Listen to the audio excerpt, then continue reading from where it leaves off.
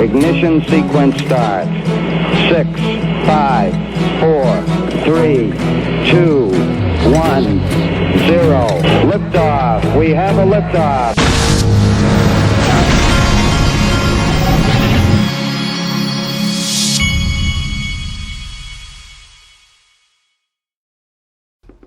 Hey everybody, this is the Digital Asset Investor, and we have not looked at any charts in a while, but every once in a while, some of this chart lingo catches my attention, and sometimes it even makes me laugh because I'm like, like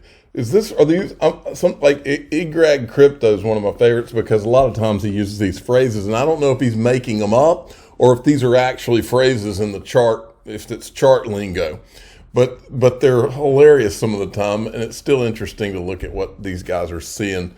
XRP emotional chart update. So it's an emotional chart. Line of faith is still holding on the weekly time frame. A big move is coming. Now this I can make a thumbnail out of right here. And then if you zero in on this thing, it goes, this is the wake up line. Here's the starting doomsday and the judgment day line, and here's the line of faith. I don't know if he's making a joke out of it or if these are actually terms with charting, but I like it either way. They're great thumbnails too. Starting doomsday. It's like, and then down here we have the apex ends March 2023. Enjoy the chart. General note: all comments or most are welcome, even constructive. Negative comments, but any poisonous comments, I will block him or her. You're not going to get any poisonous comments from the Digital Asset Investor. Don't you worry. I think everybody plays their part in this, and it's been a fun journey. And I feel like the journey, we're bringing this 747 in for a landing.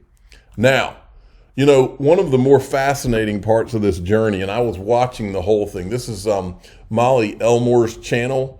You need to go check it out. It's called Clever Hummingbird. I subscribed to it myself. The link to the full video is right here. I want you to hear this, folks, because a lot of people don't understand. A lot of people say, oh, that Jimmy Valley, he's just an opportunist. He's trying to get attention. He's trying to do this. Well, there's a couple of things I know. One is Jimmy Valley's an attorney. He was an attorney with Jones Day. My brother-in-law was an attorney at Jones Day, top of his class. And I can tell you, Jones Day does not hire any schlubs, okay? So this guy has the resume, but more importantly, I've talked to Jimmy Valley, and the things that he's thinking through here are very fascinating, and there's a design to it. Here, he's going to tell you part of what the design is. Now, I've shown you on this channel, and I've been here. We've witnessed it for 4 years now, okay? We've seen the FUD, we've seen the coordinated media in traditional and crypto media, the attacks by the pundits that go on CNBC and say they're shorting XRP. We've seen the regulatory capture that's been done, the Ethereum free pass, the Bill Hinman, the Gary Gensler, the Jay Clayton dropping a lawsuit as he walks out the door. We've seen all of this stuff. We even saw them drop South Korean pricing on CoinMarketCap back in 2018 for no reason without telling anybody. We've covered it all. We've seen it. We know that there's a lot that's gone on behind the scenes that is not good. We've seen it all. All of those things have suppressed the XRP price. That's a fact. Anybody who says that this lawsuit didn't suppress the XRP price, and the lawsuit was not brought in good faith. Anybody who says it has not suppressed the price of XRP has not been paying attention. What happened to my screen? Hold on. Here we go. All right. Still with me. Okay. Everything's still going. We know all those things. Well,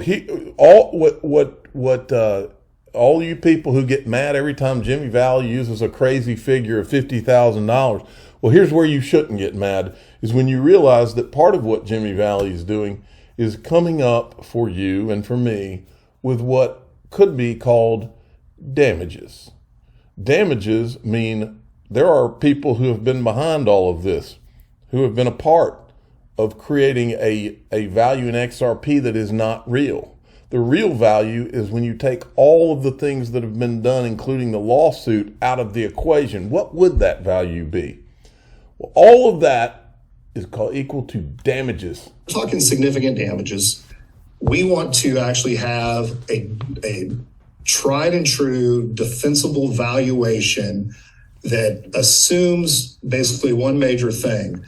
If that lawsuit wouldn't have happened, if the regulatory capture would not have occurred, and it was free to just go on its way and be adopted and achieve its ultimate intended use case, which is to transfer all the value in a tokenized world, what is the present value of that number? And have several different models in a football field, just like if you were selling a company or selling a bunch of oil or something, people will go through these exact same type of analysis. It's an asset, just like any other asset. We're going to put a value on that. And then when the lawsuit happens, once people are certainly outraged enough that they realize what Gensler, Clayton, Hinman, and all these cast characters, A16Z and Galaxy Digital and Multicoin and on and on and on, once we realize how pervasive this fraud was, they're going to want a big number because they'll realize how substantial it really was. Big number. That's what it's going to be. And that's what will be going in front of the judge when they ask, well, what's your proof of the damages? Here's a valuation model that was done in 2022. Maybe this is a case at the end of 2023. Maybe it's 24 or whatever. Here's another one that was done in 2021. It's been a concerted effort, folks. Make no mistake. Now, just in, Palau's president says the country is working with Ripple to explore the creation of a national stablecoin. How about them apples? Now, some of the stuff I'm about to show you are things I'm not going to say the words because there's a lot of creepy things that are coming out. Ever since Elon Musk took over Twitter, it's like all of a sudden we're seeing some truth, and some of this truth I'm not going to go too far in depth on, and that's intentional. I'm not going too far down any of these roads, so anybody listening to my voice, you don't have to worry about me.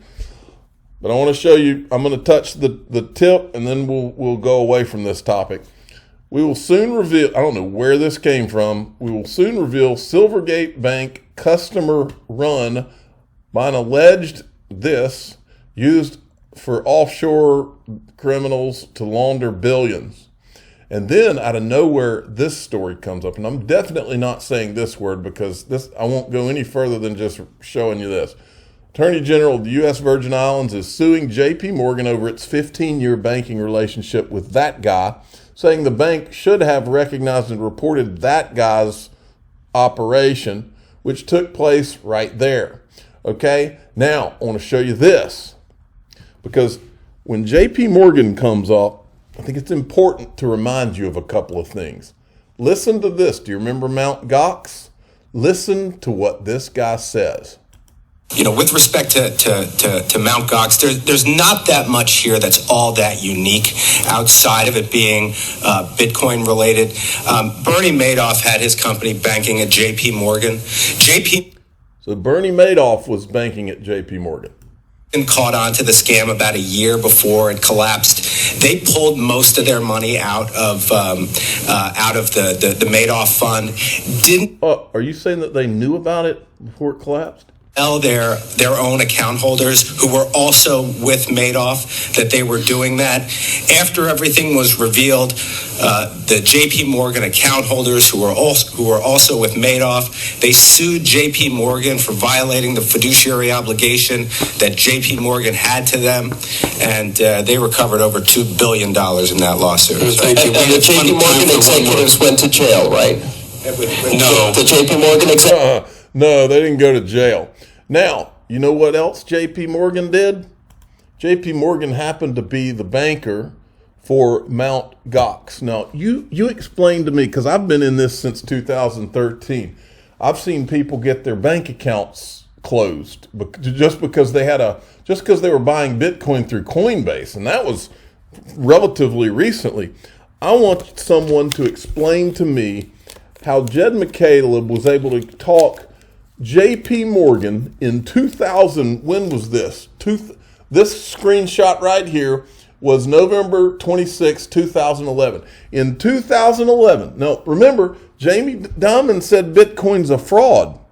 You explain to me how Mt. Gox got a JP Morgan bank account in 2011. Riddle me freaking that. I want to know the answer to that, and I don't think anybody can answer it. I think that answer only leads to one place. I think it only leads to one place. These people have known, they've all known who was behind Bitcoin from the beginning, and who knows.